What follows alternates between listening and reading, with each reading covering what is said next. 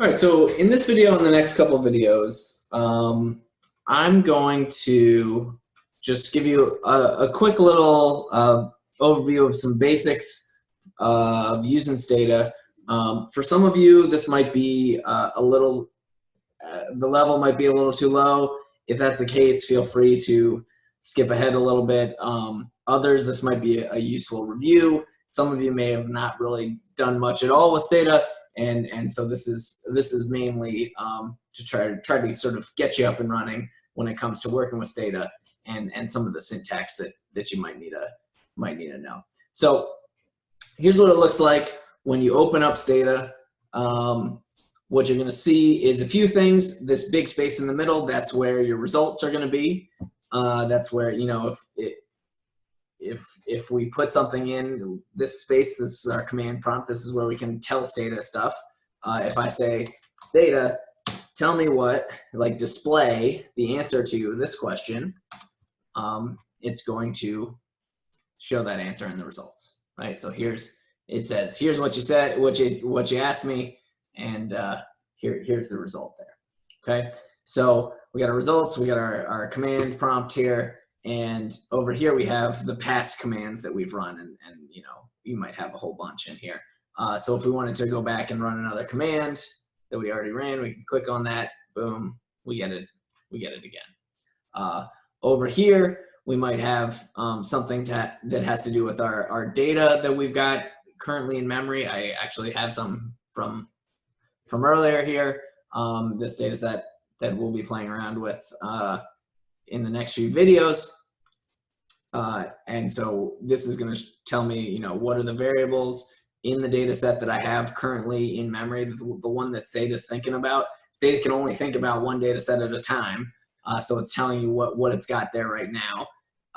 And for any given variable, we can look at some of the information down here for the different variables. The name of the variable, label, what kind is it? Here it's saying it's a string variable that's 18 characters long, and a few things about the data set itself. Okay, so this is the data set that we've got in memory at the moment, and here are some of the variables.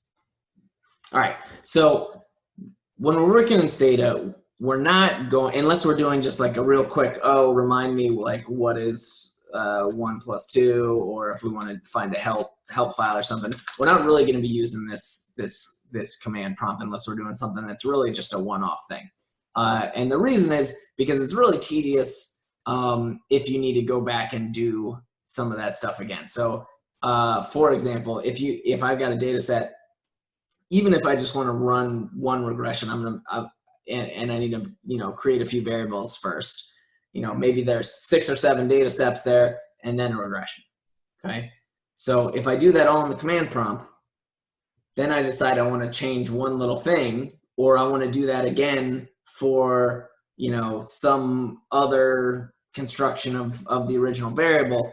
That means I got to go back and I got to do all those lines of code individually again, right? And even if I'm using the fact that I can use this command history here and click on some of those, it's still going to be really tedious, and it's going to be prone to errors because you got to remember what thing you did before the other thing, and you know, if you have already changed this stuff in the data, or you haven't changed it yet, and then this thing wouldn't work if you already changed that. Anyway, for a whole host of reasons, we're going to want to use a do file, right, for almost all of what we're doing in STATA, because with a do file, it's basically just going to create a list, like all of those commands. It's going to put it in one spot, and then when you want to do the analysis, you can just run all those commands, right? And then if you want to change something at the beginning of those commands, you go and change it, just tweak that one little thing in the do file, and then you run all those commands, right? So it's much easier to work with,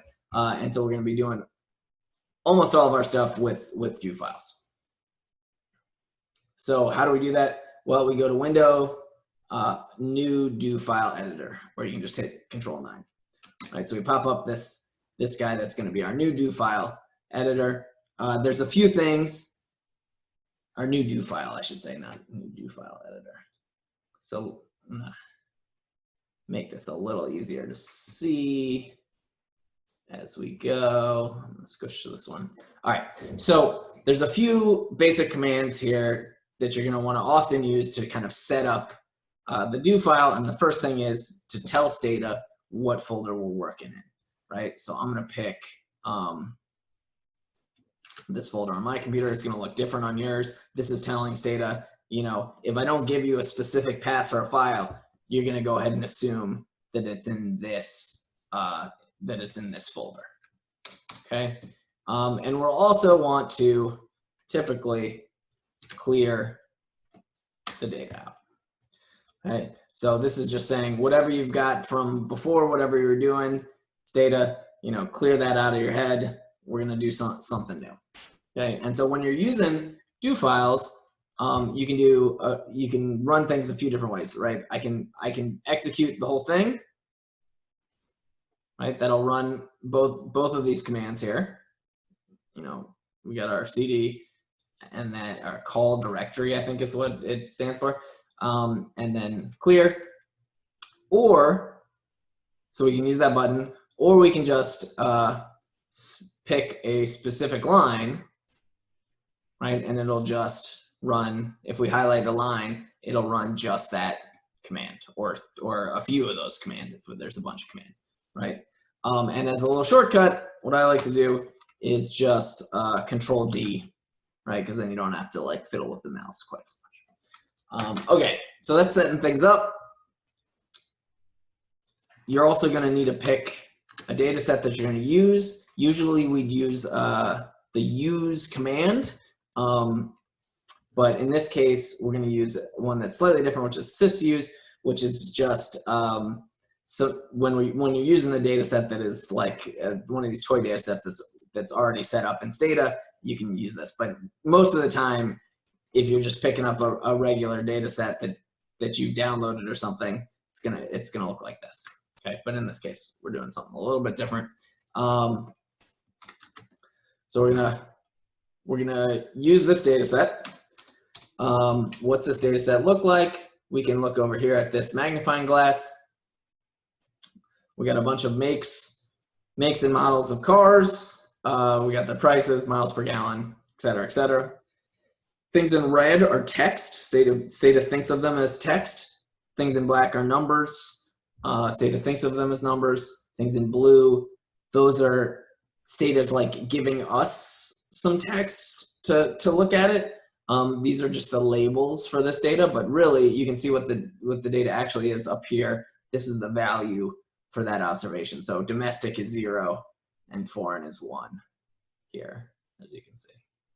Okay, so these are actually numbers. So they're going to be treated by Stata as numbers, even though you see them as text.